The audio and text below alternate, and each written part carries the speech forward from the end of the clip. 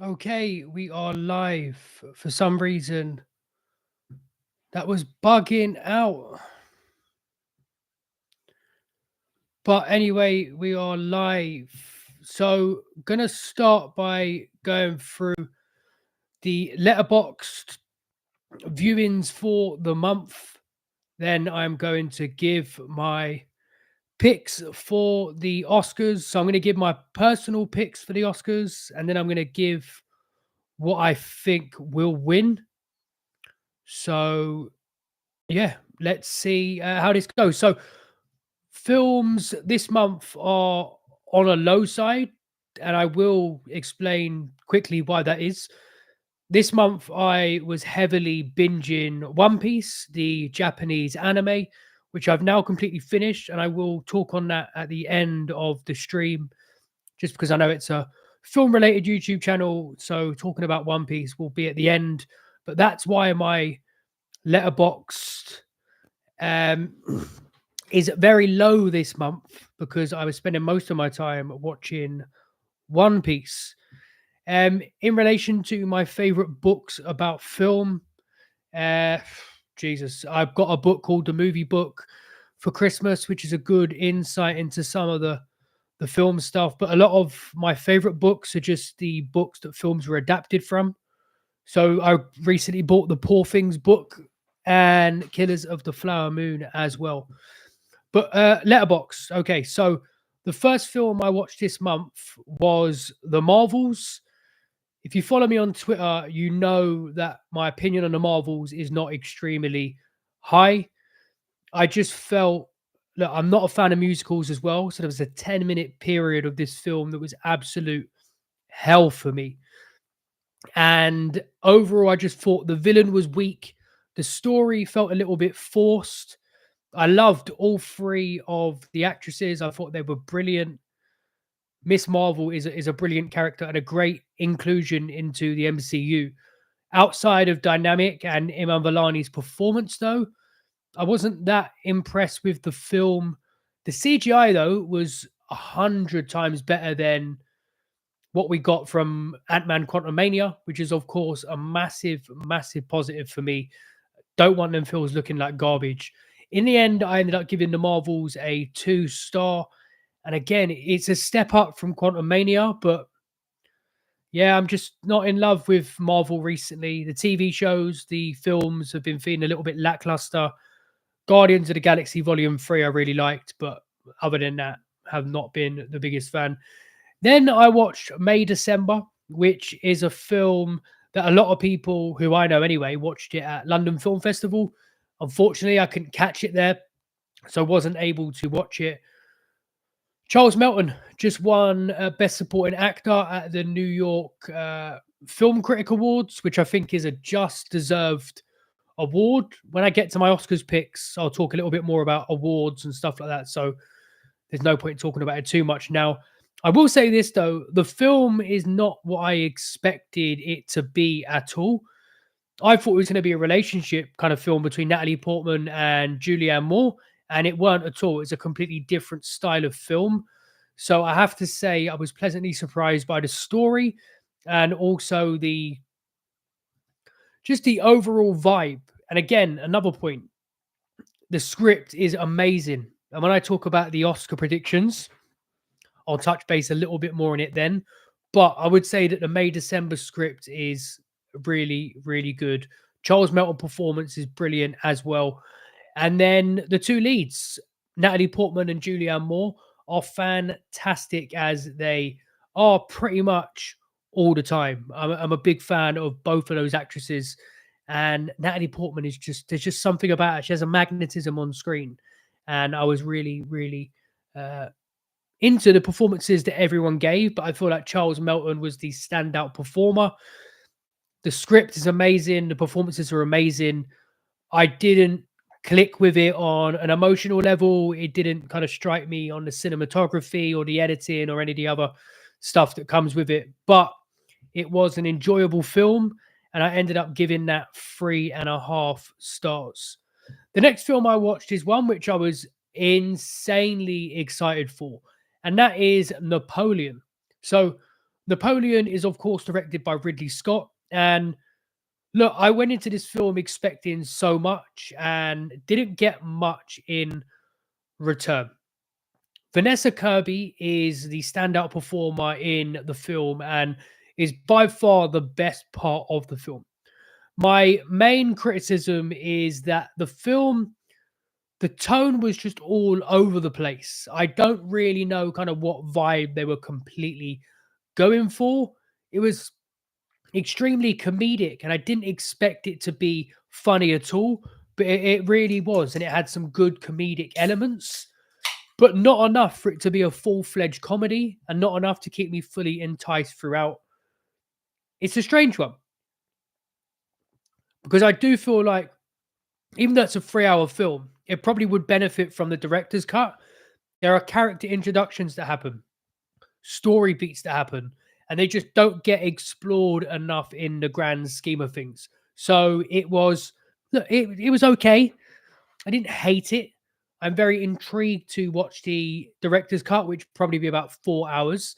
And yeah, I'm excited to check it out when it comes out. But yeah, it's one that not many people have been that high on, and I understand. I completely get it. And if anyone loves the film, then by all means, go ahead and love it.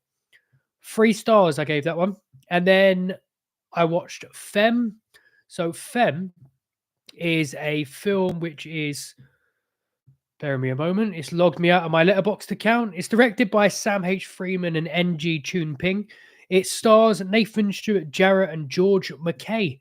And I will say this about the film: it features George McKay's best performance I've seen him put on screen. It is a revenge movie. And basically, the plot is a young man or a young woman, a young man who identifies as a woman, it seems like, is beaten up for looking a certain type of way. And it turns out that the person who beat him up, they end up seeing in a gay bathroom, basically. It's like a bath kind of steam area where they've got TV showing gay porn and stuff like that. And he sees him in there and he has this big idea of basically filming him doing gay stuff. And because he's this kind of London drug selling rude boy, it will be like an end to him, basically. And that's kind of where the film goes. And I thought there was certain elements here that just felt a bit icky. I understand what they were going for. I thought the ending was brilliant. There was a route I thought it was going to take, and if it did take it, I would have been very displeased. But the way the film ended was fantastic, and George McKay is phenomenal in the film. Some of the side characters extremely annoying on both sides, and I just felt like it was a little bit of a drag at times.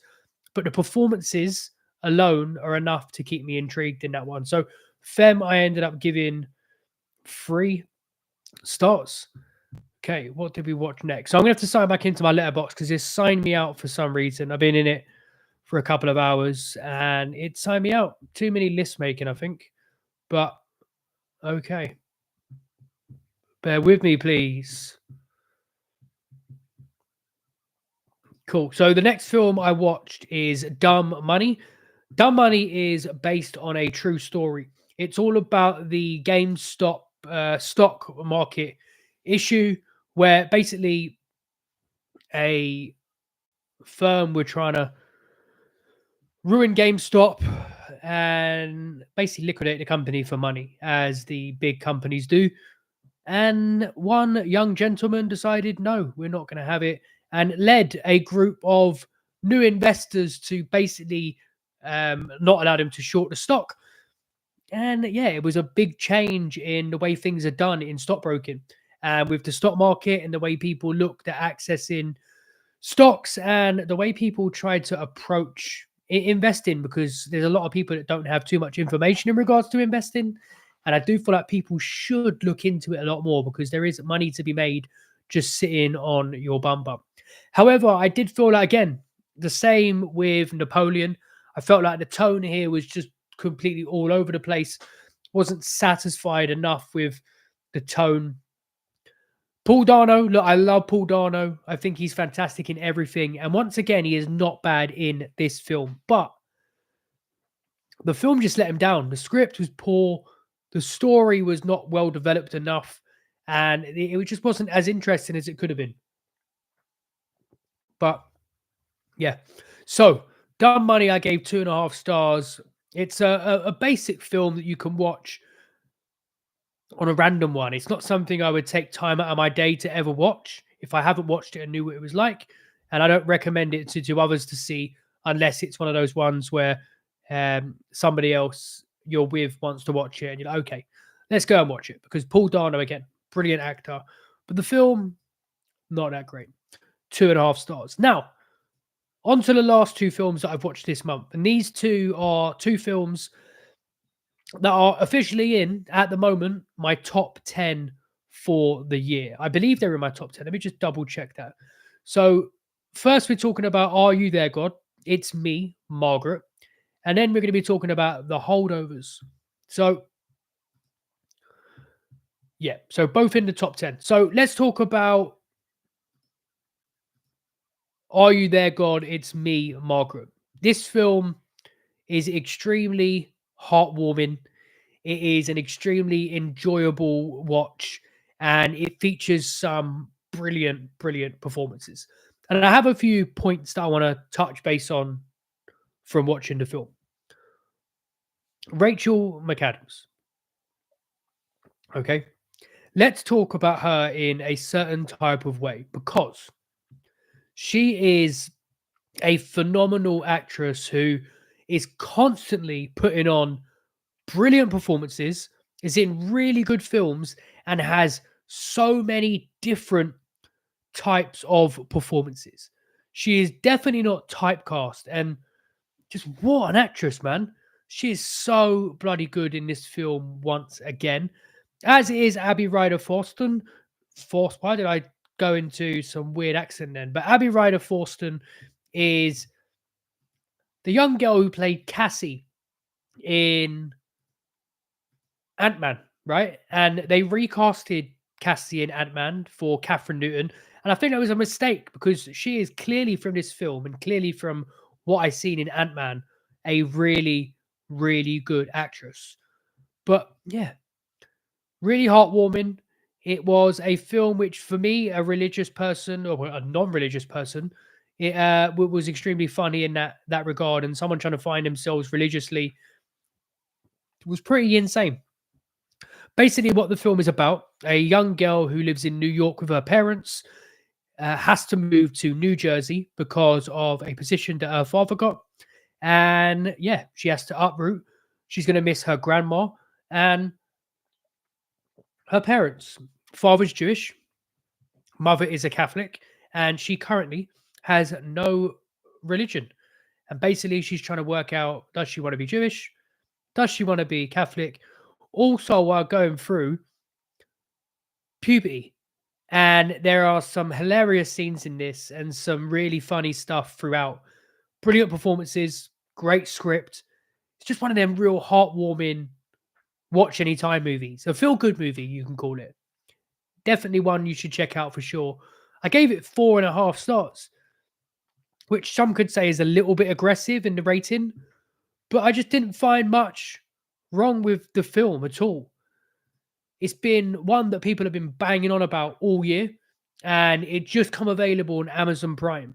So if you've got Amazon Prime, go and check this film out because I'm telling you, it's a really, really good film, and it's one that is just thoroughly enjoyable, and it's a very easy watch. It's not one that's going to put you through a lot of stress. It's one you can watch over dinner. It's one you can watch before bed. It's one you can watch on a Sunday afternoon.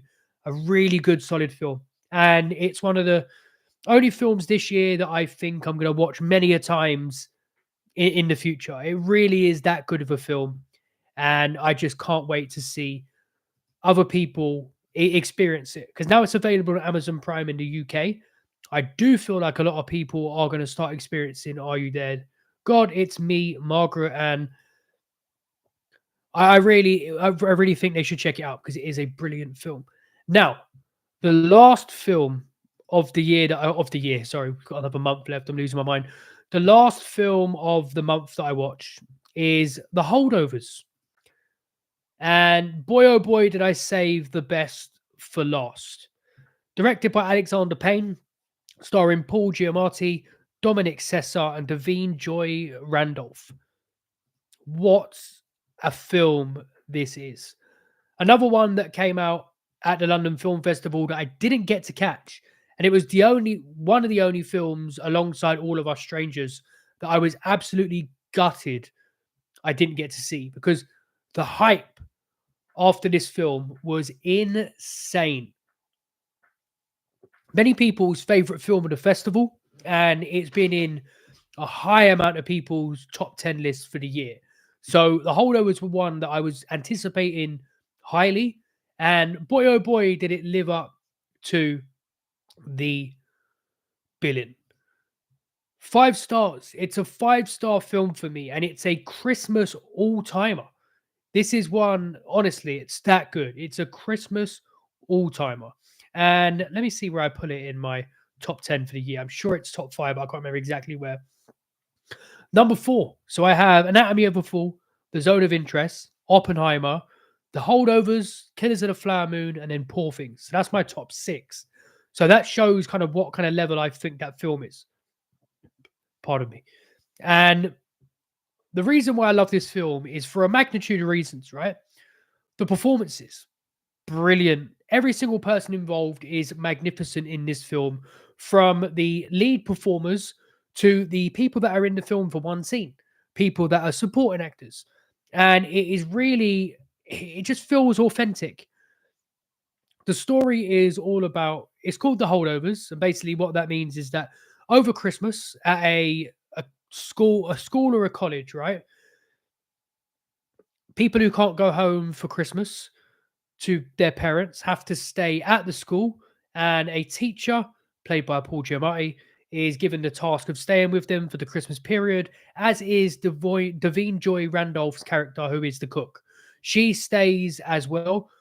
Starts off that it's a group of kids there with them, and then the group of kids just gets cut down to one, because one guy's dad comes and takes them all skiing, apart from one who couldn't get through to his parents. So it ends up being the 3 of them staying at this school, and it's just a really solid film from start to finish. It's a heartwarming film. It's a very Christmas spirit film, which is enraging to me that they're releasing it in January in the UK. What that about, I do not know. It's a Christmas film if I've ever seen one. One of the best Christmas films that I've seen, to be perfectly honest. It's got humor. I was cracking up multiple times in the film. It's emotional. There is so many scenes in the film that are relatable, and the parallels between the teacher and the student that are slowly unraveled throughout the film. By the end of it, you kind of see how alike they are. There's a brilliant scene when they're talking. Well, they show pill taking for depression, and they're both taking the same pills. The young kid doesn't see it because it happens off screen, but they're just the parallels between the two of them, and the way that different experiences put people in a certain frame of mind. What a film. Just what a film that is. And again, when it comes to the Oscars, so that's what we're going to talk about now. We're going to talk about the Oscars. We're going to talk about my personal opinion on who I think should win, in my opinion. And I'm also going to say who I think will win, because they are two different things. And even though they're two different things, I do think they overlap on a lot of them. And I'm not saying I'm right all the time, but I am pretty good at these Oscar predictions every year. Even though last year I was extremely wrong about Lydia Tarr. Yes, Kate Blanchett winning Best Actress. I was so off the mark, and I still to this day think she should have won, and I'm going to hold that against the Academy until the end of time. But this year, let's start at the top, and I'm going to let you know exactly who I think should win and who is probably going to win. Let's start with the big one, Best Picture. And this one is a battle, right? There is a few films that are in contention. There's a few films that are probably not in with a shout, but with the voting scheme of the Oscars, you never know. So Who do I think is going to win? I would probably say that Killers of the Flower Moon might end up taking it just based on the voting scheme. Who do I want to win? Oppenheimer. I think Oppenheimer should win Best Picture. It's a phenomenal film, and Oppenheimer is going to be all over this because I just love so many aspects of that film. And yeah, Paul, yes, Super Mario Bros. Should be Best Picture, for being honest, but no, Oppenheimer is who I think is going to win, or who I want to win. Killers of the Flower Moon is who I think maybe potentially will win. Poor Things has an outside chance, as does Barbie. Barbie definitely has a shot. I just don't know if it has the legs because I don't know if Barbie is going to have enough other awards going for it. And I'll get to exactly some of the awards that I thought it was going to win and that I changed my opinion after seeing something else. So, Best Picture. My pick, Oppenheimer. Who do I think's going to win? Killers of the Flower Moon, but could 100% also be Oppenheimer as well. Next, Best Director. And this one I think is a clear winner here. And I think it's Christopher Nolan for Oppenheimer. And I don't see past Nolan for Oppenheimer. It's just flawless directing in this film. There's so many moving parts. There's so many actors involved. There's so many set pieces. There's so many things that come into play with the direction of Oppenheimer, right? And it's not a straightforward run-of-the-mill film. There's loads of extra stuff that goes on in it.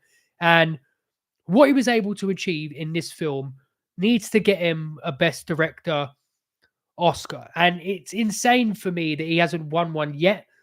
Dunkirk, man. Jesus Christ. What a film that is. But he didn't win. And I think he's going to win. And I want him to win. So on director, my pick and who I think is going to win are one and the same. Now, Best Actor. My pick is Koji Yakusho, who is in Perfect Days, the film by Wim Wenders. Do I think he's going to win? No. Do I think he's even going to get a nomination? Maybe not, but he is by far my favorite male lead performance of the year. And if we're going, who do I think is going to win? Probably going to go to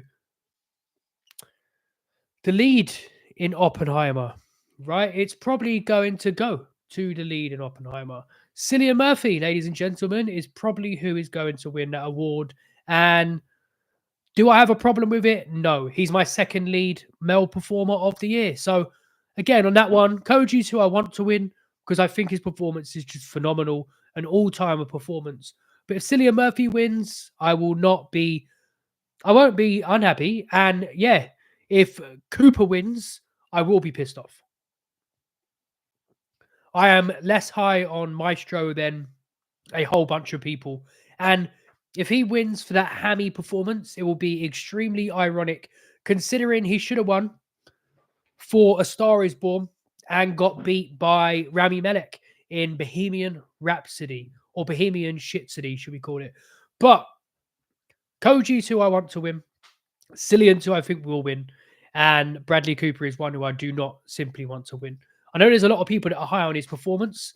I thought Carey Mulligan acted him off the screen. And yeah, I wasn't the biggest fan of the film as a whole anyway. It did feel extremely Oscar bait. So if he wins it, it is what it is. I won't be running around screaming about it. But next one, Best Actress. Here, if you follow me on Twitter, you know Sandra Hüller in Anatomy of a Fall is my pick for this award. It's who should win the award. She is so fucking good in this film. It's insane how good she is in Anatomy of a Fall. And she's not the only one. The performances in that film are fan-fucking-tastic. But who do I think is going to win Best Actress? This, for me, is the hardest one to pick. Because there's just so many performances that could potentially go into different categories. Is Carey Mulligan going to be lead? Lily Gladstone going to be lead? There's so many things that come into play. And 100%, in my opinion, they both should be lead. I think Lily Gladstone is going to end up taking the Oscar home for Best Actress. And I would not be annoyed because that is currently my second favorite female lead performance. But if I was giving out the awards, Sandra Hüller runs away with that one. Again, last year I said the same thing about Kate Blanchett, and look how that went. Greta, also in Past Lives, is one that people should keep a close eye on, because I do feel like Past Lives is going to do great in the awards run. Even though I'm not the biggest fan of the film, there seems to be a lot of hype behind it, and I do feel like that will pick up. All right, next we are going on to Best Supporting Actor. And again, this is not who I think is going to win, but it's who I want to win. And it is Milo Machado Grainer, who is also in Anatomy of a Fall. The young child who plays Sandra Hüller's son is phenomenal in this film. And it's a real shame that he's not going to get the award. And I don't even know if he'll get a nomination, to be perfectly honest. Charles Melton in May December is my secondary pick. And if he wins it, I'll be extremely happy. And if Ryan Gosling wins it for Ken in Barbie, again, I would be okay with it. That's my favorite performance in the film and the best part of the film, in my opinion, alongside the production design, because the production design is so good. But we'll get to that in a moment. So Milo's who I think should win. And I do think they're going to go for... I've lost who I picked already. Charles Melton. All right, next we go on to Best Supporting Actress. And again, this one, I do feel like they're going to go for the supporting role in The Holdovers, right? I do feel like they're going to go for the supporting role in The Holdovers. And if Davine Joy Randolph wins that award, I will not be pissed off, because I do feel like it's a really, really good performance. Is it for me the best supporting performance of the year? No. Sandra Hüller, guess who's back? Back again. Yes, The Zone of Interest. Sandra Hüller is so sick in that film as well. And the difference between the performances in Anatomy of a Fall and The Zone of Interest together, what a year for Sandra Hüller. And if I had the choice, Sandra Hüller's taken 2 Oscars away. Best Actress, Anatomy of a Fall, and Best Supporting Actress, The Zone of Interest. But do I think she's going to win 1 or 2 Oscars? No, because it is 2 foreign language films and it's a all-white cast in both of them. I do feel like that has a part to play in the current climate when picking based on non-American films, for sure. There's this current climate of going towards the Asian films, and by all means, that is okay. But Sandra Hüller, wow, oh, wow. She should be getting double gongs. And then we go on to Best Original Screenplay. And you probably guessed it from being followers of mine on Twitter and YouTube. Anatomy of a Fall. I do feel like Justine Triet and Arthur Harari should be winning the Oscar for Anatomy of a Fall. Who do I think is going to win? Probably go with May December. And I wouldn't be unhappy with that, because, again, May December and Charles Melton are the 2 best parts of that film by a country mile. Okay. Who else do I think on the screenplay? So, yeah, I do think May December or The Holdovers could win screenplay as well. But if it was me, I'd go Anatomy of a Fall. The way they just slowly give you information in that film is second to none. Way it unravels the story and keeps you constantly guessing and changing your mind. Did she do it? Did she kill her husband? Did he have an accident? Did he kill himself? Etc. Etc. Etc. The way it slowly reveals that is just phenomenal, in my opinion. And I definitely feel like Anatomy of a Fall should take Best Original Screenplay. And if it goes to The Holdovers or May December, I will not be disappointed, because, again, fantastic, fantastic scripts. All right, Best Adapted Screenplay. The Zone of Interest. Again, The Zone of Interest and Anatomy of a Fall are my 2 favorite movies of the year. And they are, if I had my choice, they'd probably clean up most of these awards. But unfortunately, I don't get to pick the winners. But I think The Zone of Interest should win Best Adapted Screenplay. It will probably go to Oppenheimer. I think Oppenheimer is probably where best adapted screenplay is going to go to. But if I had to pick, The Zone of Interest. All right, best animated film. Initially, I picked The Boy and the Heron, but I completely forgot about Across the Spider Verse, and that's one of my favorite films of the year, regardless of animation or live action. So yeah, Across the Spider Verse easily for me is the best animated film of the year. If it goes to The Boy and the Heron, Miyazaki, Studio Ghibli, not going to be peed off, but it certainly wouldn't be my pick. I would go for Across the Spider Verse. All right, best international feature film. Because Anatomy of a Fall didn't get put forward by the French because of political reasons, it's all politics, the international film. The Zone of Interest should run away with this award. It's my pick. It's who I think is going to win, and I would be extremely surprised if it didn't. This is probably the award that I am most confident in my pick, and that is The Zone of Interest Best International Film. All right. Cinematography. I think it's going to go to Oppenheimer. I want it to go to Oppenheimer. I do feel like the cinematography in Poor Things is also sublime, but I do feel like 99% of the visuals from that film are due to the production design itself and costume.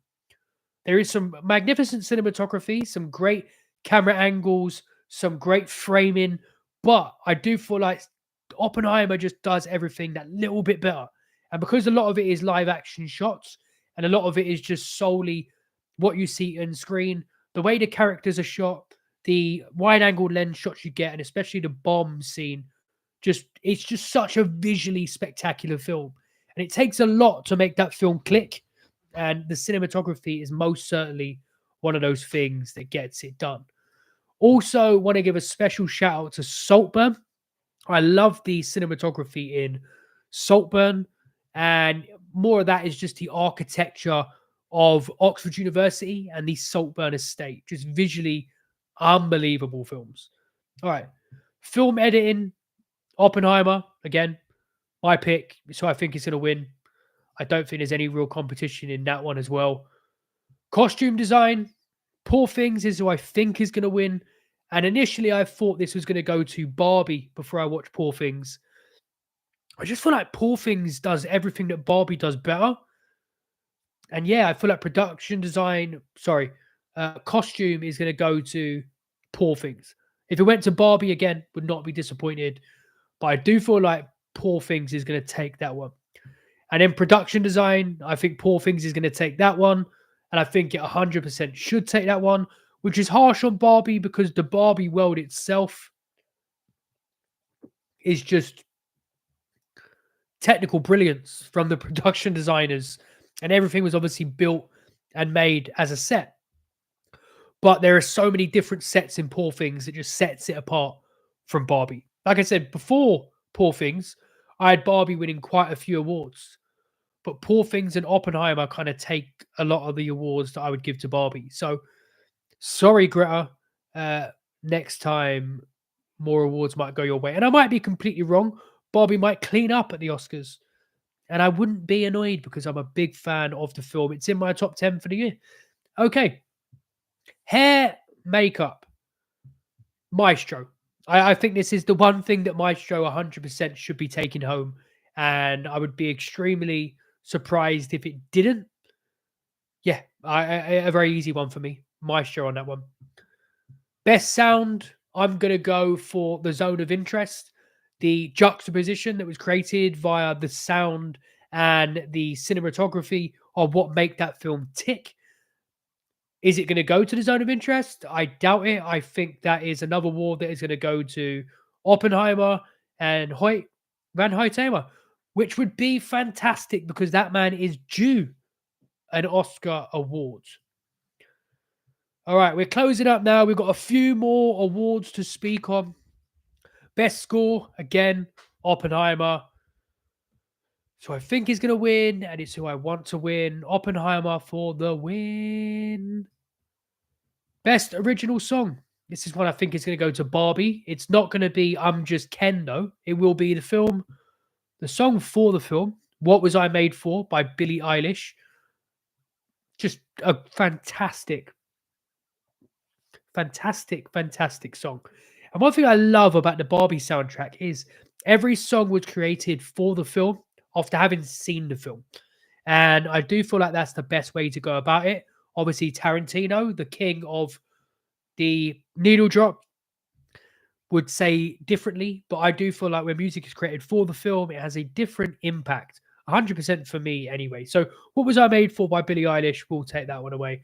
And then finally, we have Best Visual Effects. And Best Visual Effects is going to go to Oppenheimer. Boom, boom, boom, boom, boom. Done. Oppenheimer's taking that one, and it's who I think should take that one. So, quick final rundown of my picks for the Oscars. Let's give me 1 second. Let me get my list back up. Best Picture, Oppenheimer. Best Director, Christopher Nolan. Best Actor, Koji Yakusho. Best Actress, Sandra Hüller. Best Supporting Actor, Milo Machado Grana. Best Supporting Actress, Sandra Hüller again. Double bong. Best Original Screenplay, Justin Triet and Arthur Harari for Anatomy of a Fall. Best Adapted Screenplay, The Zone of Interest. Best Animated Feature, Across the Spider-Verse. Best International Film, The Zone of Interest. Best Cinematography, Oppenheimer. Best Film Editing, Oppenheimer. Best Costume Design, Poor Things. Best Production Design, Poor Things. Best Makeup and Hairstyling, Maestro. Best Sound, The Zone of Interest. Best Original Score, Oppenheimer. Best Original Song, What Was I Made For by Billie Eilish from Barbie. And Best Visual Effects, Oppenheimer. So, now that that is out the way, ladies and gentlemen, the reason why my Letterboxd was so low for the month is because I was binge watching the anime One Piece. And going into this, I knew this was a substantial task. We're talking about a anime series that has in excess of 1,000 episodes. I will say this: I did skip the filler episodes. I made sure I was aware of what those filler episodes was, and I was skipping certain parts that I was fully aware of going into it because I had seen it before up until the just after the Alabaster arc. But I have to say this: what a anime series One Piece is. There's just so much to love about it. There's so many good things and the different characters, man, and the relationships that are on screen. It's just truly a sight. And I've finished. So I'm not going to speak too much about it because this is a movie channel and we're talking about an animated TV series with 1,000 episodes that not everyone would have seen. But I do want to touch base on it because I spent a lot of my time watching it and it's taken up a lot of my thoughts over the past month or two. So, who's my favorite character from One Piece? Roronoa Zoro is 100% the good guy favorite, and Doflamingo Donkuto is by far my favorite villain in the series. It starts off good. You get to the Arlong Park arc, it's really good. Alabaster arc, really good. You get to the Sabodi archaeology arc, and you're like, this is actually really fucking good. And then you get to Marineford, and you're like, oh my god, this is the best anime I've ever seen. And it just goes from strength to strength. My favorite arc is probably the Wano arc. Marineford would be a close second. I just love the visual style that came into play with the Wano arc and the costume design of the characters. I'm a big fan of Japanese culture, and that was the traditional Japanese culture and clothing. And in the Wano arc, that is heavily influenced. 1,085 episodes I watched of that, and I'm actually proud of myself for watching it all. And I'm a big fan of the series. Can't wait to see where it goes. But yeah, I was a big fan. Definitely recommend everyone check it out. And I don't really have too much to say on it. Yeah, guys, that is the end of this stream. If you stuck around for the whole thing, thank you very much. If you're listening, watching after it's finished, thank you very much. I'll be back next month on the 1st of January, which may be delayed slightly because of hangover reasons. But until then, peace out.